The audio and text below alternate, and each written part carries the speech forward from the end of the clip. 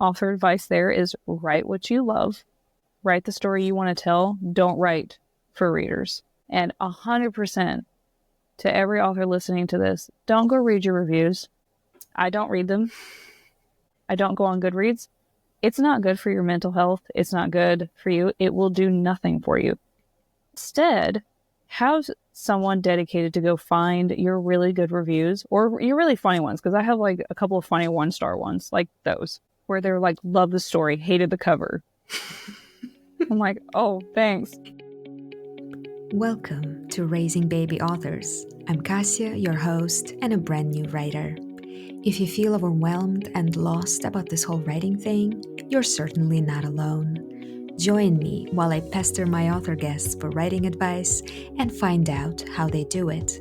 Because if they could, then why not you? It truly takes a village to raise an author, so let me share my village with you.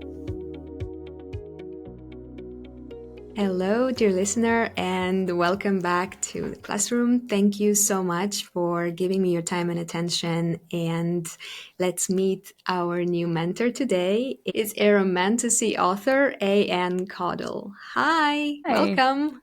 Thank you so much for having me on here. Thank you so much for agreeing to talk to me. I am super excited to talk about your book and about your writing. And for starters, can you just tell my listeners something about yourself and your books? Yes. So I am a debut author of dark fantasy romance. I have released my first book in a series. It will be a trilogy with a novella as well. I am a wife and a mother of 2 kids. I work full-time and my job is primarily in math. So I do both sides of the spectrum. I love reading so much. If I can do it any spare moment in my time, I absolutely will. It's amazing. Actually, your bookshelves are just crazy.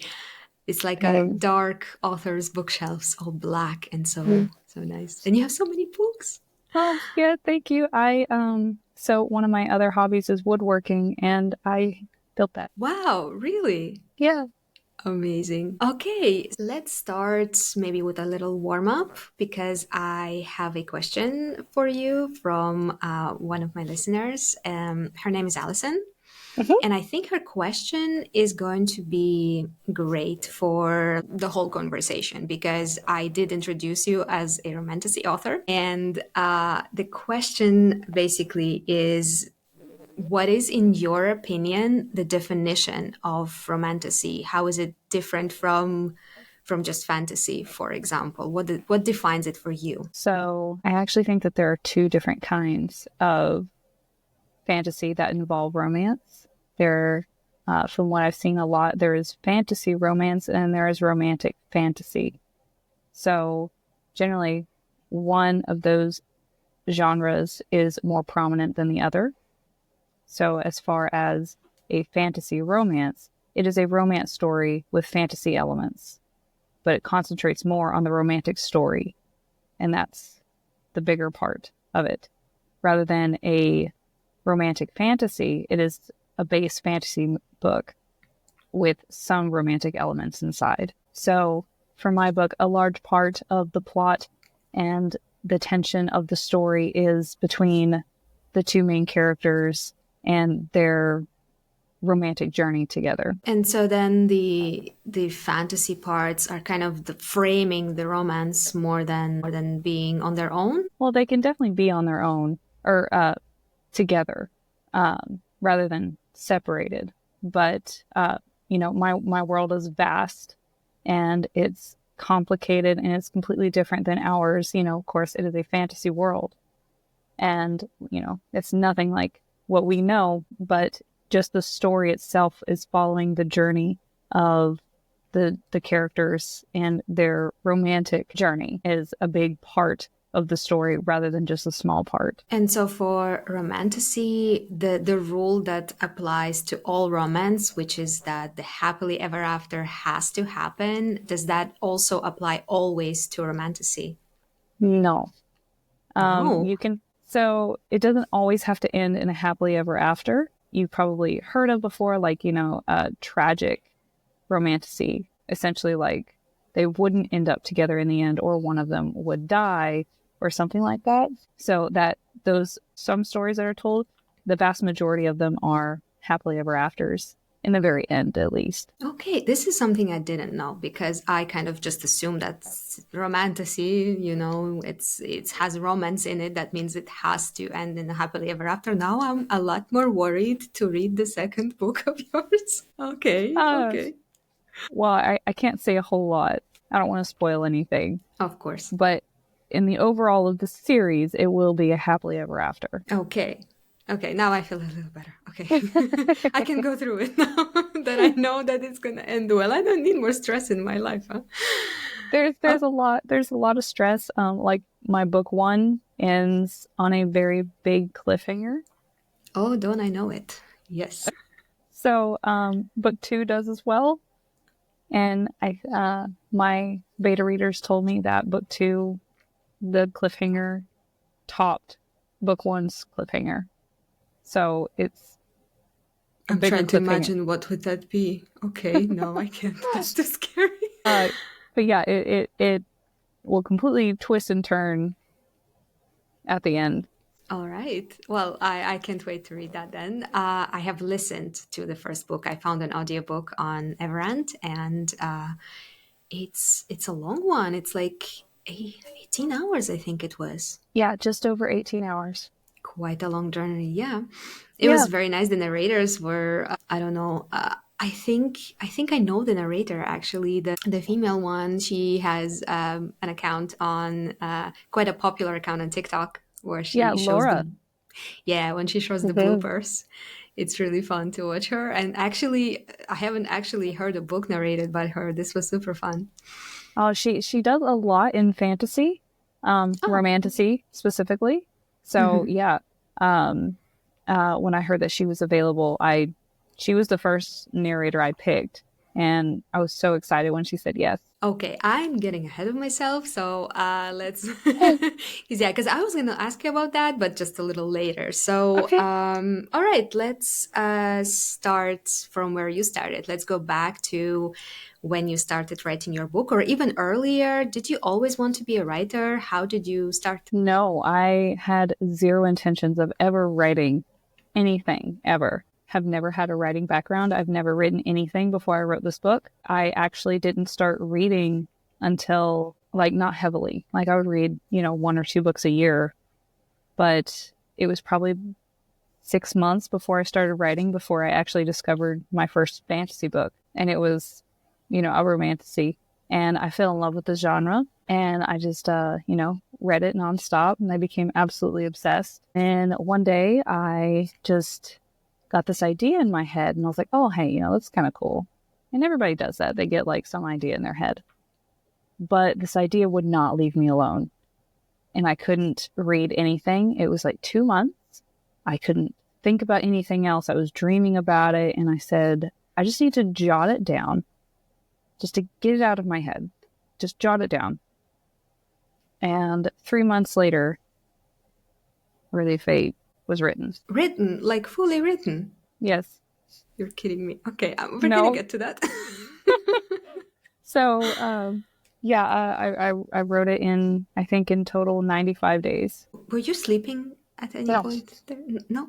no, Okay, then it makes I sense. didn't. Wow. Okay. Well, we are similar in that sense that I also have not been reading too much before I started reading romance. And then I've been reading romance like a crazy person for about also kind of like 6 months or something. And then I started like writing, decided that I wanted to be a writer. I also never even thought about anything like that before. So all right. And then how did you I don't need, I try to just grasp because romantasy for me and fantasy in general is something that is a huge thing. Like writing romance seems very easy comparing to the whole world building and rules and Yeah. everything. How did you actually make that work? Like technically, do you have like a big board somewhere with all the elements and all the things and timelines and everything? No. So I'm what's called, there are two main kinds of writers. It's plotters and pantsers. And there are different terms for them, but those are the terms I use. So a plotter is someone who plots out the worlds, the plot of the story and everything. And pantsers just kind of make it up as they go. And that's what I did. Okay. I'm genuinely in awe because I don't even know how you do something like that just without organizing, without plotting it. It's crazy. So you said the first draft was done in 95 days, and Yes. then how did it look like? Was it like, oh my god, this is a mess and I don't know what to do with it, or how did you feel about it? Well, it's all a very big process. So I did sort of an outline. I did a 3-act structure where I essentially had 3 main key points that I was like, okay, this is where it's going to begin. Here's like, a middle part that really needs to happen. And then here's how it's going to end. Really, that was my whole plotting, is I just needed to figure out how am I going to get my characters from here to here? Who are my characters? And everybody in between what came as I wrote, and they were invented. So you said you've read the book? Yes. Okay, so the whole idea started with Odaram, the spirit horse. Okay. So that's the entire inspiration for the whole story, is I saw him in my head and I said, I can't get him out of my head. So I wrote him, characters and the world and all that came later. But yes, when I wrote it in 95 days. Of course, it was an absolute mess. However, once I started writing, I'd only been writing for a couple of weeks. I joined some writer groups and I found critique partners. And so we would exchange chapters and help each other get our story where we needed it to go, help develop it, help develop our writing, find our writing style. Because that is something that each author needs to discover on their own. And if it wasn't for my writing group, I would not be where I am today.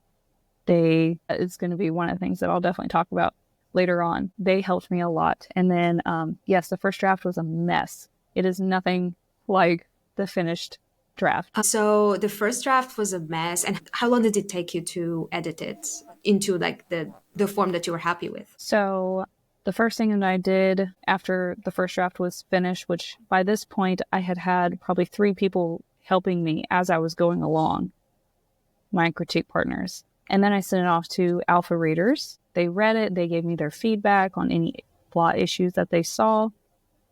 And then I sent it off to a developmental editor. She did her thing, sent back her critique and comments and suggestions and overall feedback. And then I made those edits. And then I sent it to beta readers, applied those edits. And then I sent it to my line editor, applied those edits. Editing is the longest process in publishing a book. And so it probably would have been September so that's 6 months almost about. So it took you twice as long to edit it than to write it. And that's pretty standard, yeah. And you even, I think, had more editing stages than, from what I've heard, a lot of authors. Like you had both developmental editor and beta readers. I hear often that they can be like interchangeable. You can either use beta readers, people you trust, or you can use a developmental editor if you want a more structured feedback. But you used both. Yes. So, and critique partners. So your alpha readers were from your writing group? No, so alpha readers, as a new author, I didn't really know what I was doing. And I wanted to get some alpha readers to, essentially they were like early beta readers. And I wanted initial feedback on how the story was. I needed to know if it was absolute garbage or if there was something worth working on in the story. And alpha readers actually didn't work out all that well. I just kind of looked for anybody who was willing to alpha read. Nobody knew who I was. Nobody knew my writing style or anything like that. So yeah, they actually didn't provide. It wasn't the greatest. I have an alpha team now that I've developed since then. But developing these teams is a process for sure. But I did do, developmental edits and beta edits and line edits. So because I didn't know what I was doing, I wanted to do it all. Okay. Yeah, I can understand the sentiment totally. Now I have no idea what I'm going to do, but I kind of do want to do it all. Like just in case, like those people check and then let's other people check and then let's as professional check as well. And like just to see that, okay, it is ready or it needs more work. And in those edits, like how much changed actually? Did you like add delete characters or like a whole plot line got scrapped or like how much did you have to rewrite actually? A lot.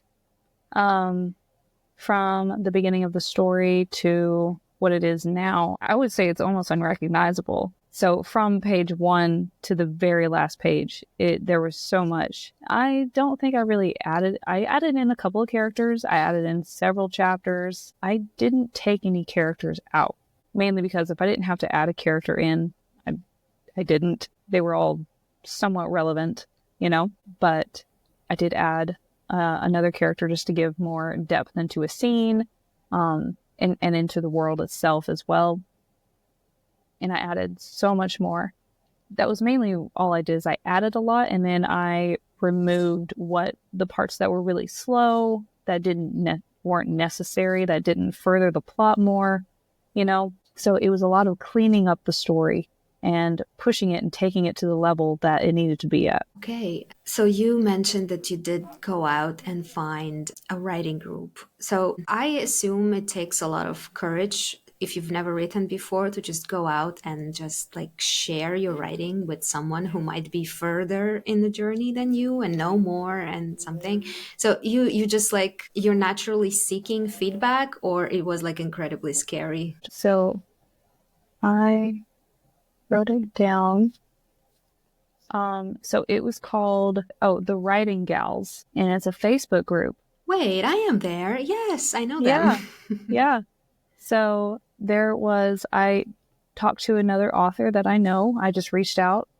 And by the way, please don't ever be afraid to reach out to other authors, to talk to them, to ask them questions. That is your greatest resource, is other authors, seeing their experiences, their journeys, learn from their mistakes, take advantage of our amazing community that we're all a part of. Yeah, and as far as I know, other authors are not gatekeeping. They're very happy to share information, to just not let other people stumble upon the same things that they Yeah. did. Especially for, really, in indie authors or traditionally published authors, everybody's open. We're all in the same boat. We all have a goal of, making fantastic books for readers, because that's our passion. It all started out from reading, right? And that's what we want. And so we want to help each other, because it's not a competition, because while it takes us, 3 months, 6 months, a year to write a book, it takes a reader a few days. So we're not competitors, we're coworkers, and we're all going for the same goal. So no, I've never seen an author gatekeep. Yeah, that's true. So you went to Writing Gals and you found your whole writing group there then? Yes. So one of the things that they have is critique partners, and there was a post posted by a friend of mine. She goes by, her pen name is Laura Elizabeth, and she made a post. She said she was looking for someone in the, to do critique partners with. And so I reached out and I was like, hey, I'm also new. And when you find critique partners, you want to find people that are in the same spot that you are, in their first book, similar genre. It doesn't have to be the exact same genre, but you don't want to get, a nonfiction history, critique partner when you're writing fantasy, So find someone in the similar genre, in the similar stages that you are in your writing. So if you're still in your first draft and they're also in their first draft, then I think that would work out great. And so she had that post and she had someone else. And so we created our own little separate group chat, and we talk every single day. And there's not a single day we have gone without talking for a year and a half now. Wow. That is amazing. Yeah, and you're completely right. You need to find someone who's maybe not writing the same, but at least writing fiction. And Okay. maybe if you're not writing literary fiction, you should not be partnering with someone who's writing literary fiction, because it's going to be a completely different focus, and they're not going Yeah. to find the things that you would want them to find. And also, it's important that you are not only on the same kind of spot in your journey, but also you have kind of similar commitment, because I know people who are in my writing group, for example, and I would love to be critic partners with them. But I know that, for example, I'm writing faster or I intend to publish. And so my goals are very different than their goals. So they are just like writing either for fun, or they have a longer path, and or they say, I just write for fun. So you kind of need people who are also kind of trying to publish, so you can exchange services equally between Yeah. each other. No, I think you're absolutely right. Having the same goal, 100%. Yeah. Yeah, But even if, I don't think necessarily if someone's trying to go traditionally publish or self-publish, I don't think that would necessarily be an issue. But yeah.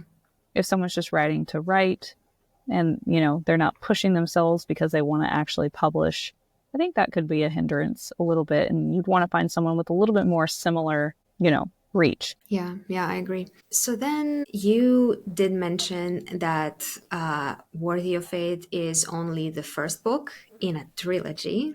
Yeah. Was it always going to be a trilogy, or did you imagine one book, seven books? The whole story was supposed to be one book. And then I told you about those 3 parts that I wrote. That's what that was. And well, now each one of those parts is a whole book. Okay, I guess that happens. Because like I said, I had never written before, so I didn't know what I was doing. I didn't realize how big this was going to be. So I got about halfway through writing Worthy of Fate and I said, "Oh, well, this is already really big. So maybe this is going to be more than one book." And I was like, "Okay, duology for sure." Because I wanted a standalone, because I didn't know if I was going to commit to really writing forever, because this is a huge undertaking. And then I finished the book and I said, "No, this is definitely 3 books." So, and then now I have a novella that will be coming out after book 2 that I'll be writing. So it's a trilogy plus a novella. Okay. And you started all of it with Odorum, right? Mm-hmm. With the spirit animal. And then what? Was he attached to the world that you can already imagine? How did it grow from there? I don't know. Really, I just saw him in my head and I saw certain scenes inside of the book. And I said, "Okay, how am I going to make these scenes happen?"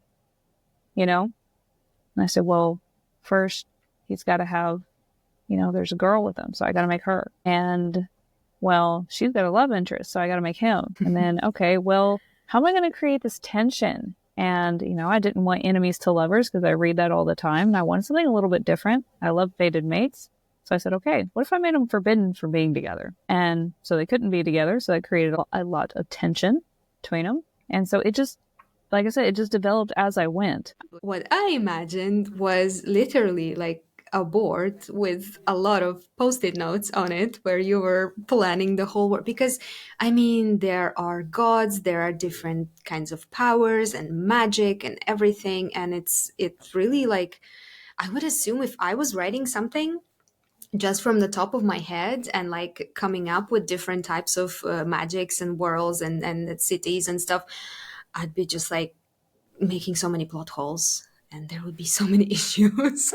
But no, I was listening and it all sounded like it was all very sound, and I was like, wow, no, I like this system, I like these gods. Like actually, I mean, with the names of the gods and like and the power system and everything, did you get any inspiration from anywhere? Funny enough, I cannot stand coming up with names. Can't stand it. So I will ask other people, or I will go to fantasynamegenerator.com and there's tens of thousands of fantasy names in there. And you can do it based off of like god names. And there's so much in there. It's a wonderful resource and tool. So I use that. And because I don't come up with names well. I came up with like 3 on my own. But no, so I do have documents like Excel spreadsheets to keep track of the gods and their powers and the nations, and all of the characters are written down, where they come in into the story, what their purpose is. I keep track of each character, what their ability is, what nation they're from, what their eye color is, their descriptions. So I have all of that.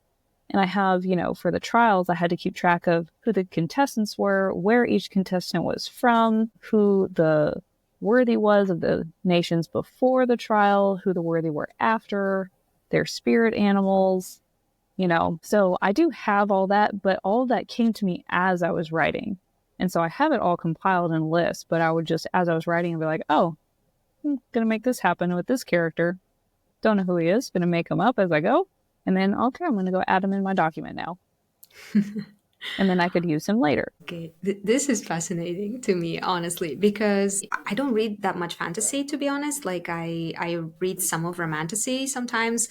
I went through Game of Thrones book 1, 2, and 3.5, I think, and I just got bored and stopped reading. But like, just because it was too much for me, like remembering everything that was going on. And so I would never ever imagine myself writing a romantasy, but it seems like for you it came kind of natural. Yeah, You I guess just so. love it so much that it kind of comes out of you. I'll be honest, I do love it, but this was never my intention. This wasn't, something I ever like dreamed of as a kid or whatever. It was almost a compulsion. I felt like I had to do it. And these characters were in my head and they had to come out. They had to do these things. They had to tell their story. And I didn't even know it, but they made it happen. I'm sure that you've heard authors talk about how they'll be writing and all of a sudden their character does something that they never intended. It's real. That really happens. And you're like, hold on. No. That's not, we were going to go over here, but your character is saying, no, we're going over there. And that really is the thing. It's almost, of course they're a part of, they're in our heads.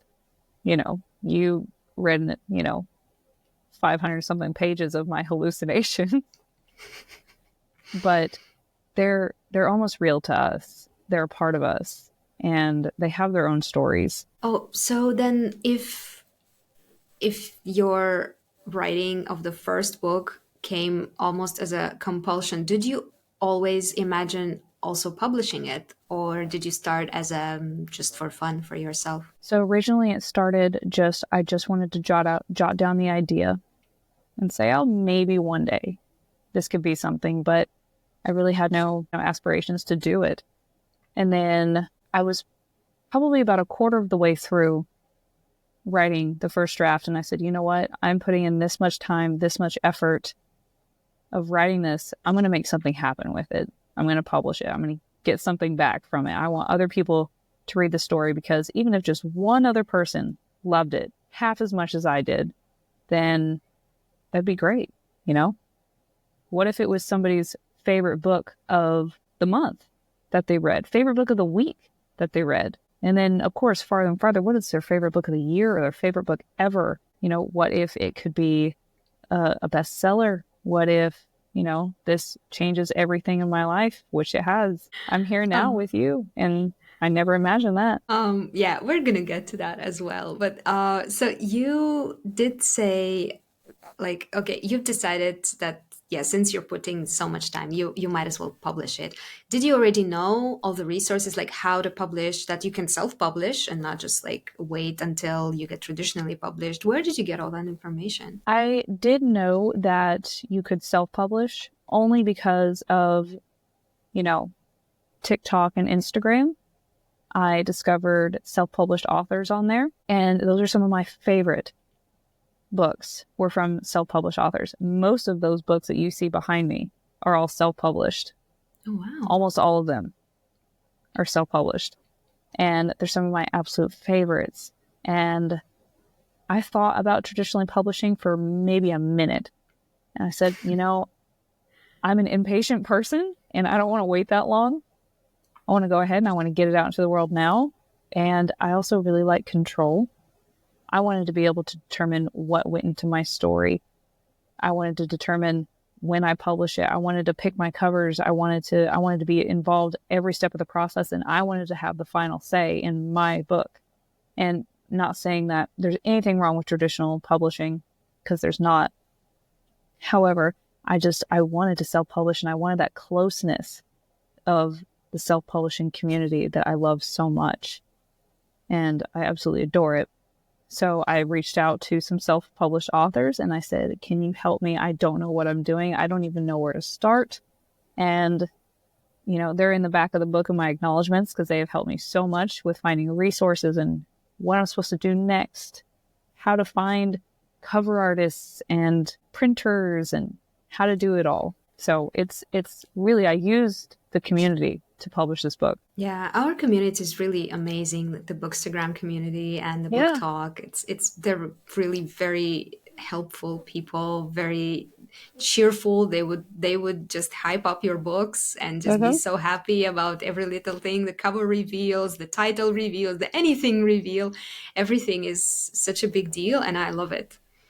Yeah, it's really, really wonderful. And I now try to do that with as many authors as I can. And I think you actually had quite a... I can't remember how I found you specifically, but now definitely I do see that you had a Kickstarter campaign and you had a lot of kind of things going on for you. So, and I think your release went...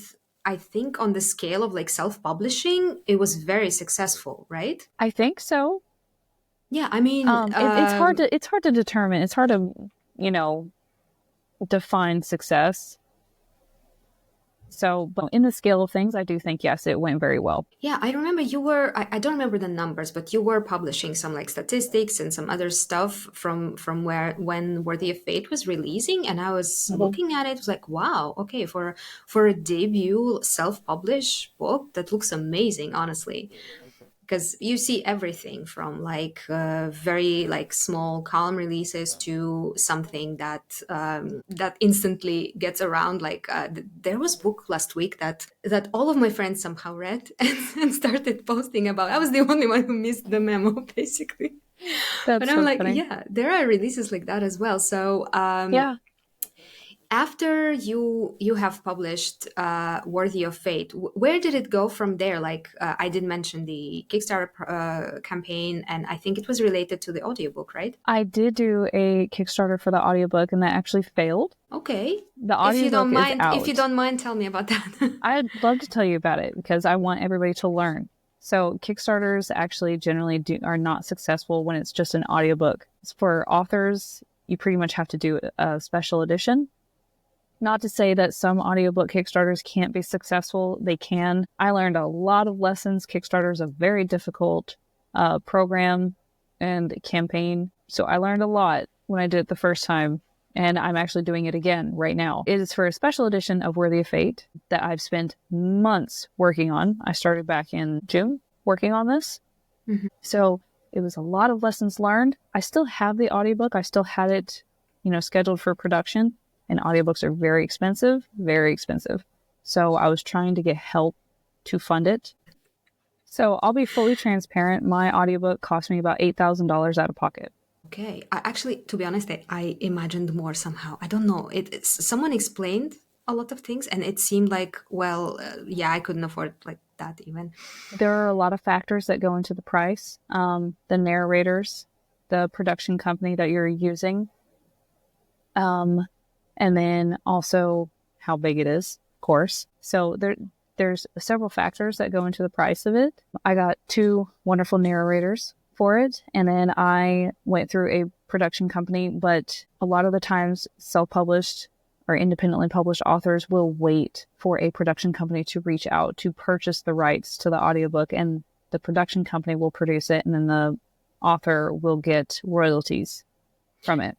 They'll either get a one-time payout or they will get royalties for the lifetime of the audio. And I didn't want to wait, and I didn't know if I would be successful enough to get offers. And so I went ahead and about 2 months before Worthy of Fate released, I booked it. I scheduled for the audiobook to go into production. And production started 1 month after Worthy Fate was released in May, or it was released in April. Production started in May. And by the time before production had started, I had received 7 offers for the audiobook, but I'd already signed contracts. And I wanted to be able to keep all the royalties myself. I wanted to choose my narrators. I wanted to choose where it was distributed and all that. So, and I'll be doing the same for book 2 as well, which is going to have 4 narrators. Oh, right. Yeah, you do have 4 POVs in there. I've seen the blurb. Okay. Yeah. Is there a new character that, or did I miss him? Brand new character. Okay. That sounds interesting. And would you say that the audiobook, the whole production, the costs and everything, would you say it paid off? No. It has not paid off yet, but from now on, it will eventually get there. You know, I don't have to touch it ever again, and it will always be out there, and audiobooks can almost market themselves because people love audiobooks. If they're on the go, it's a humongous industry, and offering any additional format of your book is always a great idea. You know, it's the same difference as saying, okay, you could, if an author wanted to, they could only publish the ebook, and they don't have to publish a paperback and a hardcover, or, you know, physical copies. But those are other formats that you want to be able to provide to readers. So you do it. And same for audiobooks. It's just another format that you would like to be able to provide to your readers. Because there are some readers who are exclusive audiobook listeners, like a lot of them. And not to mention those who can't read. Maybe they're blind, or maybe they're a really busy working mom who doesn't have time to sit down and read for 15 minutes in the evening because she's got too much on her plate, but she's got 15 minutes while she's sitting in the car pickup line. And so she'll listen to an audiobook while she's driving or while she's cleaning or something like that. So it's just another format. So it was worth it to me, even though financially it has yet to pay off, but it's only been out for just under 2 months. So we'll see if it will hopefully pay off eventually. Yeah, I can definitely understand your motivation because, yeah, for me, even it's very beneficial when there's an audiobook of something because I don't always have time to look, and I have also like dry eyes and stuff, and I get really tired reading. So, yeah, audiobooks help a lot, even when I'm like doing chores and stuff like that. It's really, really useful. Yeah.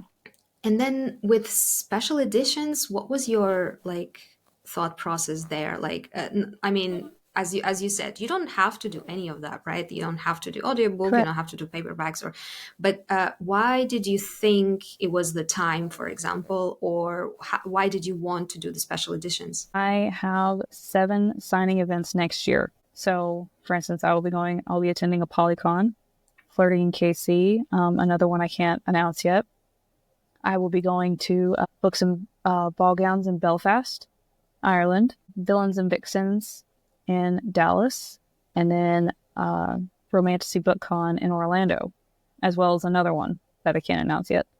So I wanted to be able to provide a special edition for my signings, but I didn't want it to be limited to people who could only come to my signings. So that's why I'm doing the Kickstarter one, to help offset the costs, because it's very expensive. It's several $1,000s for the cover, the art, all of that, as well as the shipping and printing here. So I wanted to be able to financially help me out. And also I'm hoping that this will help pay for the audiobook as well and help offset some of those costs. And then, yeah, we should have maybe started with the signings because, yeah, now that you say, I do remember that you just released Worthy of Fate and you already were posting that you had a signing somewhere. Yeah. And I was like, how do you do that? How do you actually get to a physical place to do a signing for your book? How do you go about those? It's a lot of searching and watching. So if I saw an author post, hey, I'm signing at this event, I would immediately go follow that event and I would apply. So I started applying for events before Worthy of Fate. The first draft was finished, but I think it was in developmental edits is when I started. applying for events for after it was released, of course. But I didn't actually get accepted to any of the events until after it was actually released. But my application was already in there. So, and then once they saw that I released, I got, well, I don't know if they saw that, but I got accepted. Okay, I honestly, for anyone who's listening, that's an amazing advice because just I don't think a lot of people know that you can just go and search and apply to things, even if they're Yes. not big.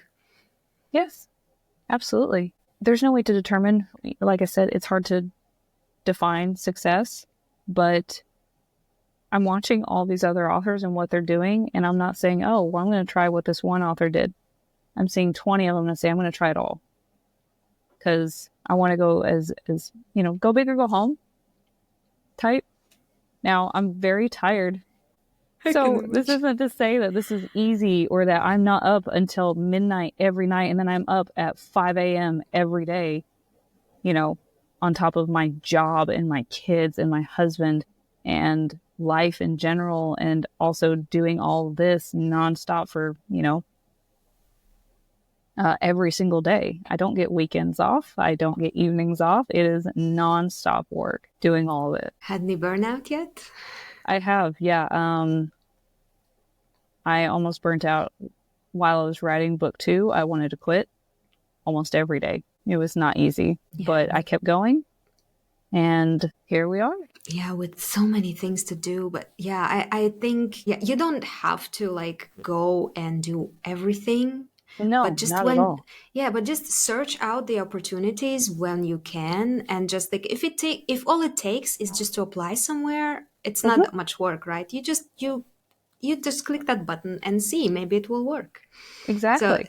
yeah, this is amazing actually, because I really do think that a lot of authors think they are too small, too new, too unknown to be applying and to getting any of those opportunities, but really you're not. You just need to try. The same thing I think happens with awards. You think that someone else will find you and nominate you and give you the award, but in fact what happens is you need to find the awards and you need to send your stuff to them yourself. And I then know nothing about awards, actually. I don't know. I don't know anything about any concrete awards, but there was a course in one of the seminars that I was a part of, where they were saying that basically there's a whole website. If I find it, I will send it to you. There's a whole website that kind of helps authors find the awards that they could apply for and can even facilitate the application. There are many awards, and then you don't get too much from it. You get maybe a prize if you are one of the nominees, and then you can just put a little line on your book that you're an award-winning author, and actually that plays well with a lot of readers. So that could also be a nice thing to do, to try. Absolutely. All right, so you already mentioned you had a job, children, and a husband, because I was wondering, if you wrote a book in 95 days, where was all that exactly? So let's talk about your routine and what does your writing day look like, or week or month? So writing a book in 95 days is not recommended by me in any way, shape, or form. I want to preface that. I locked myself away. My husband was absolutely amazing, and he cooked, he cleaned, he took care of the kids, he did all the grocery shopping, he took care of everything. So that way I was able to do this, and I'm so grateful to him, and I will never do that again. But because I shut myself away for months because I could not, I needed to be sucked into the story. Like I said, it's not something I recommend if you have a family. Okay. Now, as far as from now on, my schedule, I wake up, I'm at work about 6 a.m. And while I'm there, I do my job. But on my breaks, I go sit in my car with my laptop and I'm typing away. I would say a good majority of my books have been written inside my car. So my breaks, my lunch breaks, and then so after work, I go and I sit in the car line to pick up my kids, and I'm typing away. And then once I pick them up, we get home, we spend a couple hours together, I cook dinner, put the kids to bed, and I'm back to typing until I go to sleep. So that's my daily schedule. Okay, yeah, it sounds like you're trying to do it all, and so far it's been working. So Like I said, let's I'm hope. tired, but it's working. Yeah, I mean, if you get into a routine, I guess you can plan things around it, and your family can plan things around it. So it should be more or less established by now. Especially that the book is doing well, and the second one is releasing soon. So there is something to be excited about there, and it's I don't know, what did your husband think, like with the first book? Like, my wife is there writing something. I don't even know what's gonna like happen with it, if it's gonna amount to anything, or if she's just gonna come out of the room and say, okay, I'm done, and now we can go back to life. I think so. I don't know. He was so supportive. He's been supportive the entire process, you What know? did you tell him from the beginning? Well, I just started, like, I pulled out my laptop one day and just started jotting something down. And then when I realized that it was actually going to be something, I was like, hey, I think I'm going to write a book. And he was like, cool, have fun. And then, if I was, really into whatever I was writing at that moment, he's like, hey, do you want to go get dinner? And I'd be like, do you want to go get dinner? And he'd be like, absolutely. Just tell me what you want. And I got it. And he goes, you stay there and you keep writing. So, and he comes and he'll bring me water and say, hey, you haven't eaten in like all day. You need to go eat something. And I'm like, okay. And then he'll be like, when was the last time you showered? I'm like, yeah, I Well, should probably do that too. well, kudos to your husband for being a great book husband. Actually, that's like a top tier Yeah, for all the stuff that he takes care of you. That's amazing. he does. He absolutely. So Riker, that, golden retriever side of him was based off of my husband. So I took a lot of Yeah, he's inspiration kind from of a him. golden retriever. I like Yeah. when you imagine a shadow daddy, you would expect like someone prickly and deadly, and he is deadly, but he's also so sweet. Yeah, absolutely. But yeah, no, my husband's super supportive. He's read Worthy of Fate.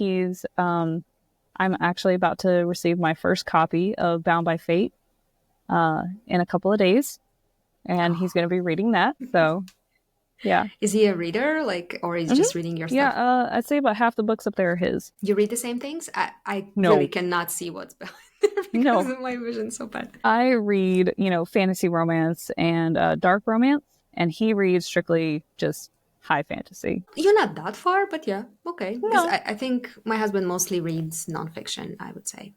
Well, he doesn't read anything with romance inside of it, Okay. Well, except for I my mean, book. And my book, has got some spice scenes, and that was his first, and he was like, whoa, wow. yeah, you really didn't ease him into that because there was like, what, chapter 5 already or 4. something? 4? Yeah. Did you warn him? He knew, you know, he knew it was coming, and I'd be like, are you sure you're okay with this? And he's like, I guess we'll find out. All right. I saw him blushing a little bit. Okay, let's come back to, so we did writing, editing, publishing. Now let's talk a bit about marketing because I follow you on Instagram, so I do see what you're doing to market the book, at least on Instagram. So you're using a lot of typical like video, not templates, but like when they show you different recommendations of romantasies, for example, and you always put your book somewhere in there on the list. Is there anything else you Are you do? talking And about the videos that I do? yes, yeah, Yep. maybe there's something else. So just, yeah, let's discuss that. So while I was writing the first draft and I realized that this was going to be something and I wanted to publish it, I immediately started making book recommendation videos, but only about books that were in my genre or had the same vibes or tropes as my book, because that's the type of followers that I wanted to pull in. And so I wanted to build my following before I published. So that way I could start continuing making those videos and throwing my book in there. And I would have the right audience that I needed. And so I started doing that. Where did you get the idea to start doing that? Well, think about, so authors, when they actually post about their book, and this is real, actually don't get a lot of traffic, okay, unless they're huge, okay? But people recommending books that aren't theirs and saying, hey, I read this book and it was fantastic, you should read it, and they do, just a few of them in a video or whatever, people are much more likely to watch it because it's, oh, that is a genuine person who read someone else's book and who really liked it. I'm going to go read it too. And you know what? I see 2 other books in that list that I also really liked. So I'm going to go read that other book that they recommended, because that's how I started recognizing what I watched, what I enjoyed when I watched TikTok or Instagram Reels. And those are what I enjoyed. And I said, okay, you know what? I'm going to start doing that. So I started pulling all the books that were similar to mine, and I was recommending those videos making videos recommending those books all the time. Whether it was, they were all romantasy or even some dark romance, because book 2 gets a little bit darker. But that's what I was doing, just so I can pull in that audience, gain that following, so that way once I started recommending my book, people would hopefully start picking it up. My point is that I'm just wondering, did you have to do a course for that or something, or it just you just look how other people do it, and because this is really not something that a lot of people come to on their own. There is a lot of lectures that I've listened to on target audience and stuff like that, and a lot of people don't even know what their target audience is and how to get to it. You seem to be very intuitive about it. You just knew what you needed to do. I didn't take any classes. No, I've heard about them. I have not done any of them. I'm sure that they're absolutely wonderful. But any resource that you can take advantage of, definitely do. I didn't have any money. I couldn't pay anything. But no, I just thought about, and I said, okay, if I'm going to be trying to get my book out there, what would I want to see? What would make me what has actually made me buy a book from social media? And it's, videos like I make. And then once I actually announced, hey, I've written a book and everything, on Instagram is where I will make, my basic posts about the book and my announcements. TikTok is almost strictly just my book recommendation videos. And that's where I get the most views. That's where I will get tens of thousands of views on, videos. Several have gotten a couple 100,000 or several 100,000 views. Also, all of those videos I post everywhere. I post on TikTok, Facebook, Instagram, YouTube, everywhere. And a video may do really great on TikTok and do terrible everywhere else. Or it could do horrible on TikTok and get 300,000 views on YouTube only and nowhere else. So different platforms will do differently for different videos. So that's another recommendation I have, is post your videos on every platform that you possibly can. And of course, it doesn't have to be book recommendation videos, but try to find, this is my advice to the listeners, find out what convinces you to buy a book, and then start making that content right now while you're writing.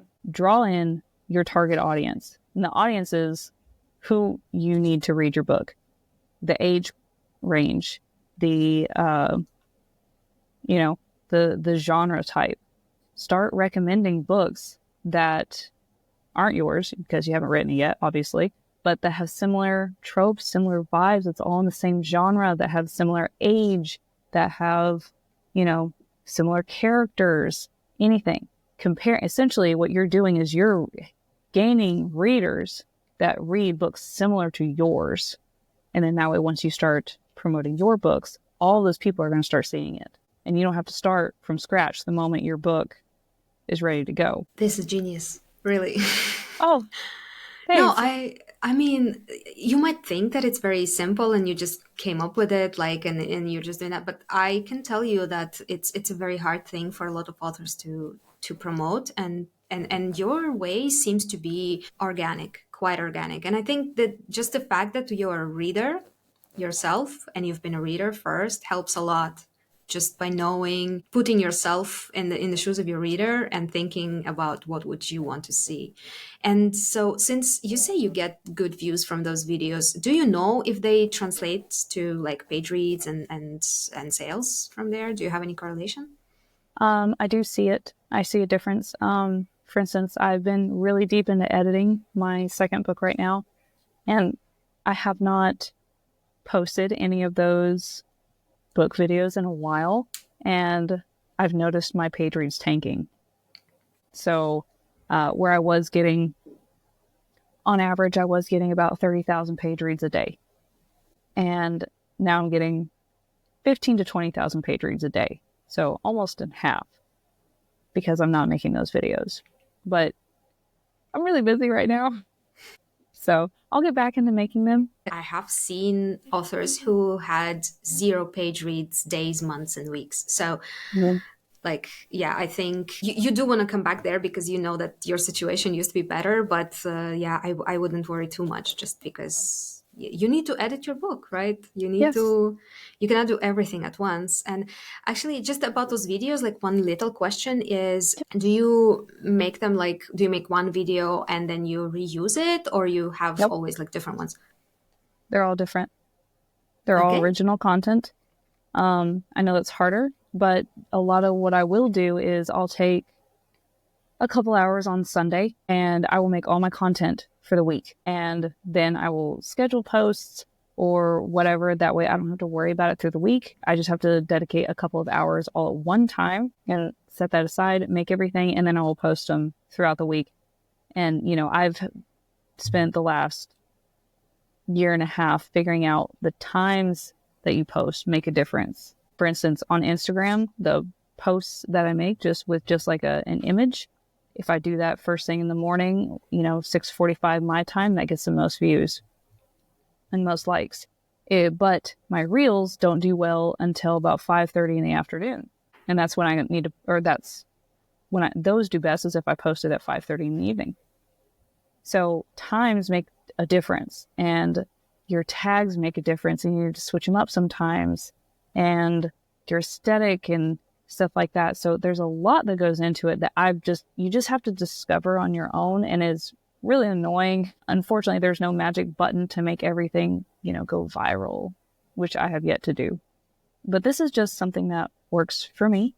But that doesn't necessarily mean that will work for everybody. So that's why I think while you're writing, discover this. Discover what works for you and your page, what you enjoy doing. And that way you can start building up your following before you need to start marketing your book. So, are you an overwriter or an underwriter? So, started out as an overwriter. And then when my book went into editing, my editor is fantastic and he told me this and I was able to recognize it. So as I was writing my second book, I constantly had that in my mind, that don't write unnecessary words. Don't make your descriptions 3 lines long. So I'm not an underwriter anymore, or I'm not an underwriter, but I'm also not an overwriter anymore. I still overwrite a little bit. So for instance, when I just sent my second book off to my editor, he was like, you don't need this. It's just excessive and unnecessary. And that's okay. But so I was an overwriter for a while, and I'm trying to keep that in my mind as I go. And I'm learning more and more every time I send a book off to an editor and they send it back. So it's a learning process. Yeah, that's the point. That's the point. You're learning while you're doing it, which is the fastest way to get anywhere. So Yeah. that's amazing. So you asked about writing in single or dual POV, past tense, present tense, first or third person. So I'll just go ahead and say, as far as writing in single POV, dual POV, first person, third person, past or present tense, I discovered what I liked reading the most. So, and that's what I decided to write in. Now, when I'm writing my notes or I'm doing my little outlines, I write in present tense, third person. But when I'm writing the book, I write in past tense, first person, because that's what I like reading. Okay. Does it take you some mental gymnastics to actually switch? No, but sometimes I do mix it up. And my first draft definitely shows that. But just proofreading over it, you'll find it where you switch up your tenses, and that's very normal. And your betas will catch it, your editor will catch it, and especially it's really normal for a new writer, but it just happens. Yeah, and so when you say the first person past tense, is it only your preference, or do you think like the whole romantasy genre is kind of this is a mainstream way to write, or because No. I've seen I think so far what I've read was mostly first person past tense. One was in third person. So I see the opposite when I read fantasy books is I always see third person, or not always, but I see it a lot, or I see present tense. And not that those are bad, I just don't they aren't my preference in reading. So that's why I wrote in what I like to read the most. And I like reading first person past tense. But no, it's definitely not standard. You can write in any POV or past or present, whatever tense you want. It's not a genre standard. Yeah, I think there might be some like emerging things. I think maybe some years ago, the third person was like what everybody was using, but now there's a lot of first person as well. And yeah, in general, I know some readers, for example, hate third person and like Uh-huh. wouldn't even pick up a book if it's written in Yeah. third. I mean, their loss, right? Like I don't really care if it's written in a second. I don't care. I'm gonna read it if it's interesting. But yeah, there are some preferences. A lot of contemporary romance readers don't read third person at all, and it's more of a actually traditionally published thing to do third person, or at least it was. Yeah. There are some standards, and I'm going to touch back on people not reading based on third person. Okay. People will not read or read your book and then rate it poorly off of something like that. And it will be the most ridiculous thing. The most ridiculous thing. Like, someone gave me a 1 star because they didn't like my cover. Okay. Sucks for them. That's a But how great was the cover. story? Like, did you like the story? Because that's more important. You can tape something on the cover. I don't know. Or they didn't like one of the names in the book. Couldn't stand it, and so they docked it like 2 stars because of a name. One name in the book. So author advice there is write what you love. Write the story you want to tell. Don't write for readers. And 100% to every author listening to this, don't go read your reviews. I don't read them. I don't go on Goodreads. It's not good for your mental health. It's not good for you. It will do nothing for you. Instead, have someone dedicated to go find your really good reviews or your really funny ones. Because I have like a couple of funny 1 star ones, like those, where they're like, love the story, hated the cover. I'm like, oh, thanks. Yeah, you can use them after when it says something like too much smut. I'm not gonna read it. Then you can just put it on your ad. Yeah, exactly. Because that's actually a marketing tactic. Because people are like, oh, too much smut? I'm down. But yeah, don't read your reviews, please. Have somebody go and find the good ones to show you when you're having a bad day, because you have bad days and it's okay to have a bad day. It's okay to have a day where you think that everything you're writing is absolute trash. It's not, but you'll have those moments, and sometimes those reviews can help you. But if you go in there and then you see a bad one, that's just going to bring you down even farther. So Yeah, regarding that, since I would say you have quite a following on Instagram, at least from what I'm seeing, did you experience this sort of negative review, let me tag an author in nope, it situation? Not yet. I Okay. have not, thankfully, knock on wood. I have not been tagged in a negative review. I have not seen a negative review because I'm on there too. I actually have my own personal accounts that I go and I scroll through, and not to like doing it. Generally, my personal accounts, I try to stay away from book talk so I can get away from it. And I go watch videos of cats and dogs and As we all do. yeah. But I've seen one DNF review. That was it. And they're like, it was too insta-lovey. And then they moved on to another book. So I haven't seen any negative stuff at all. So I'm very, very fortunate for that. But I try very hard to compartmentalize and say people are either going to love it or hate it. If it's not for them, it's not for them, because that's great. Because there are books up there that people love and it gets 5 stars from everybody I see, and I didn't like it. Yeah, definitely. If you And read enough, that happens. yeah, but that's every book. Not every book is for everyone, and that's okay. So I try to keep that mindset. Yeah, and you said that you have been reading a lot of romantasy, and I guess you've got some authors that inspire you that you Yeah. said you put them in acknowledgements. Can you just name some? Yeah, sure. These are authors that helped me actually figure out how to publish, and not necessarily in the writing, just going through the whole process of like, what do I do? So Melissa Rorick, she wrote the Lady of Darkness series as well as the Legacy series. Haven't read them, definitely go read them. Top, one of my favorites. Sharissa Weeks, who wrote The Witch Collector. Oh, yes, I read that. She is a wonderful person, so Yeah. very kind. I actually get to go see her next week, and I get to see Melissa Rorick as well. Very excited. I have seen her at Rare in Paris, but like very briefly.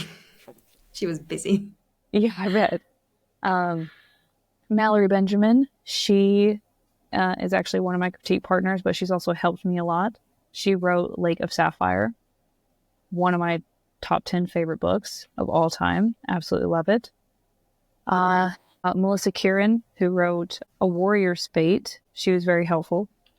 And Emily Gray, I have not actually read her book. It's called Ember in the Forest, but she helped me so much in figuring out, like, in my first initial, like, what do I do? How do I don't even know how to find an editor. I don't even know what editors I need. So she helped me from the very beginning because I didn't know what I was doing. I didn't even know what program to write on, nothing. So she helped me out a lot. And Arlen Hanks, Laura Elizabeth, and Chris K. Haynes, they were all just so helpful and constantly answering my questions of, how do I do this? Where do I find this resource? How do I format? What programs do I use? That type of thing. So those authors are all absolutely wonderful. And all but one, I have read their books. So they're, like I said, there's that term, it takes a village to raise a kid. Yes. It takes a community to publish a book. For sure. Any writing inspirations from romantasy authors or fantasy authors? Someone maybe you'd be like reading and be like, I want to write like this person. There's several authors that I'm like absolutely infatuated with, and I would fangirl if I met, but I don't necessarily that I would want my writing to be like theirs, because I want my own voice. I want to be separated from that, and I want to be, individual. But, Carissa Broadbent was a huge idol of mine. I absolutely adore her, and I love her books. I don't know if you've read them. Not yet. You should. Really want to. A lot of friends love her. So yeah, I'm definitely going to try. Yeah. So she was definitely one, but you mentioned inspiration. So I actually didn't get a lot of inspiration from other authors, but, I did get, the book took a lot of inspiration from other books. I took parts that I loved of books that I loved, and I've tried to put my own twist on them and make a story that really spoke to my heart, But as far as the inspiration goes, I did want to touch on inspiration to keep me going when I was having a really bad time. So one of the pieces of advice that I was told is go on to Pinterest or wherever and find inspirational quotes for writers or authors. Okay. And find some and make an inspiration board. And so that way, when you're feeling down, when you're having a bad day, when you think that, it's harder and you just can't do it. You don't have what it takes. Right. Or that whatever you need, if you need a little bit of uplifting, you can go to that. And I found one, and I have it written in like 3 different places, and I will never forget it. And it has kept me going. It has pushed me. It has been the sole reason that I have finished my books for so many instances that I've said, I just want to quit. I'm not going to keep going. When it was late at night and I was tired and I didn't want to, and I just wanted to stop and I wanted to go to bed. And the quote is, you can always edit a bad page. You can't edit a blank one. And that's by Jodi Picoult, I believe. But that has been like my mantra for both books, nonstop, is that if I write the sentence, I am sad, I am going over here, and I am crying. That's a horrible thing to put in a book. But you know what? It's on the page. I can come back and I can edit it later and I can make it actually sound pretty. But it's there. And then I can keep going. So that's my inspiration.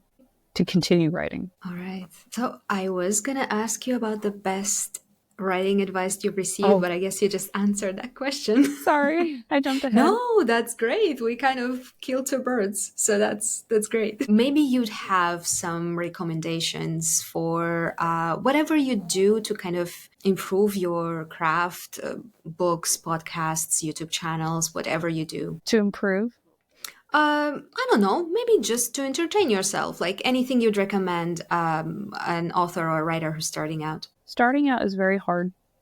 It really is. And honestly, the best way to learn is to make mistakes. And so just keep going, keep practicing, keep writing no matter what, and read other books, see how other authors. I have so many tabbed things for what I could say instead of he said, she said, they said, so that helped me improve, like, my vocabulary. Find resources, talk to other authors. Don't be afraid to reach out to anybody and say, hey, I love that you did this. Can you please tell me how?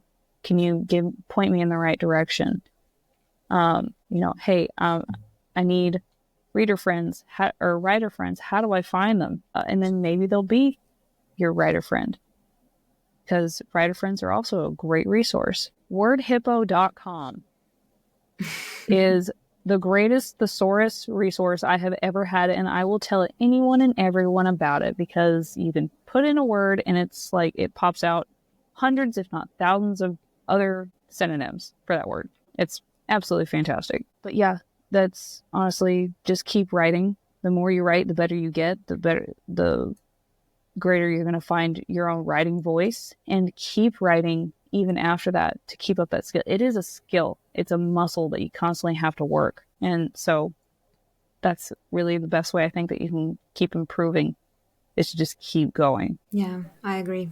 Well, this has been such a fun conversation. I honestly, I have so much to learn from you. My listeners have so much to learn from you. You give us this impression that you are a very proactive person. You kind of just, you want to do it. And so you'll find a way how to do it. You'll go ask questions. You'll go search for resources. You'll go apply to events. You'll try to start proactively making videos. That's amazing, because I mean, I think if you really, really want to do it, you'll find a way. Yes. So yeah, thank you so much. This was so inspiring. I had great fun. And the last thing I wanted to ask you is basically, can you give my listeners just a way to find you, your websites, your handles, anything else? Yes. So first, you guys are always, my DMs are always open. My emails are always open. My website is www.ancaudle.com. It's going to be in the description. My handle is Caudle author for TikTok and Instagram and Threads. And it's just Caudle author on Facebook as well. You're always welcome to contact me. I'd love to chit chat with you. I'd love to connect with you, answer any questions that you have at any point, whether it's about marketing or writing or publishing. Don't be afraid to reach out, and not just to me, but to other authors as well. You'd be surprised at how receptive they will be. And when is your next book coming out? My next book comes out December 5th, 2024. So then by the time this episode is out, the book will be out in the world already. I was just going to tell everyone to go and get your book, which is called Bound by Fate, right? It's the second book in the Realms of Peril series. Realms in Peril. What did I say? I said Realms of. So here's a fun fact that not a lot of people know about my book, if you are interested.